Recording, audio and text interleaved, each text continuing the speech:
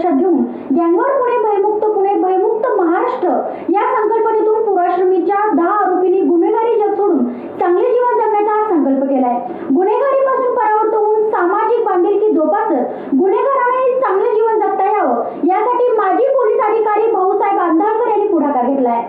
वरिष्ठांच्या प्रेरणेतूनच बरेच गुन्हेगार हे परिस्थितीमुळे, वाईट संगतीमुळे, आमिषाला बळी पडून तसेच राजकारण्यांनी किंवा इतर मंडळींनी खोट्या नाट्या गुन्ह्यात अडकवल्यामुळे गुन्हेगारी क्षेत्राकडे वळले आहेत। त्यांना गुन्हेगारी क्षेत्रातून बाहेर पडायचंय, परंतु पोलीस, समाज, राजकारणी मंडळी हे त्यांना त्या चक्रव्यूहातून बाहेर पडू देत नाही आणि त्यामुळे ते त्याच गुन्हेगारी जगतामध्ये गुरफटले जातात। त्यांना सुद्धा सर्वसामान्यपणे जीवन जगण्याचे तसेच कौटुंबिक सुख उपभोगण्याची इच्छा असून सुद्धा त्यांना मार्ग सापडत नाही। म्हणून संघटनेच्या मार्फत त्यांनी गुन्हेगारीपासून परावृत्त व्हावे तसेच सामाजिक बांधिलकी जोपासावी यासाठी संघटना आपले कार्य करतीये, असं मत गँगवॉर मुक्त पुणे, भयमुक्त महाराष्ट्र संस्थेचे संस्थापक अध्यक्ष भाऊसाहेब आंधळकर यांनी व्यक्त केलंय।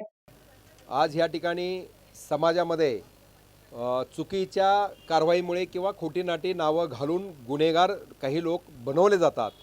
आज आपण अनुभव घेतलेला आहे। पोलीस खात्यामध्ये 34 वर्षे सेवा केल्यानंतर हे लक्षात आलेलं आहे की काही ठिकाणी पोलीसवाल्याकडून किंवा फिर्यादीकडून खोटी नावं घालून यांना आरोपी केलं जातं आणि त्यांच्या प्रवाहाची दिशा बदलली जाते। त्यांचे आई, वडील, भाऊ, बहीण सगळे बायका पोरासहित त्या कुटुंबापासून त्यांना अलिप्त केलं जातं।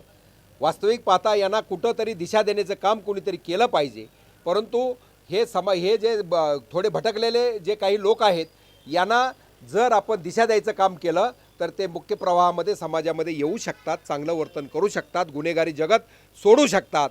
उदाहरणार्थ आता समजा दीपक वामन सपके जे आहेत हे छोटा राजन टोळीशी संघटित होते, त्यानंतर 28 गुन्हे त्यांच्यावर मागायला सांगितले त्यांनी दाखल होते। आज हे गुन्हेगारी क्षेत्र सोडून जर ती व्यक्ती समाजामध्ये समाविष्ट होत असेल तर पत्रकारांनी, समाजाने, पोलिसांनी त्यांना चांगलं जगण्याची संधी उपलब्ध करून दिली पाहिजे।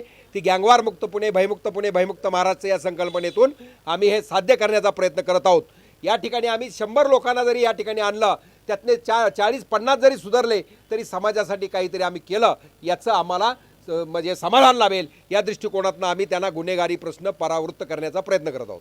यापुढे या संघटनेमध्ये समाविष्ट होणाऱ्या तथाकथित गुन्हेगारांना गुन्हेगारी जगतापासून अलिप्त ठेवून सामाजिक प्रवाहामध्ये सामील होण्याची संधी संघटनेमार्फत दिली जाणार आहे।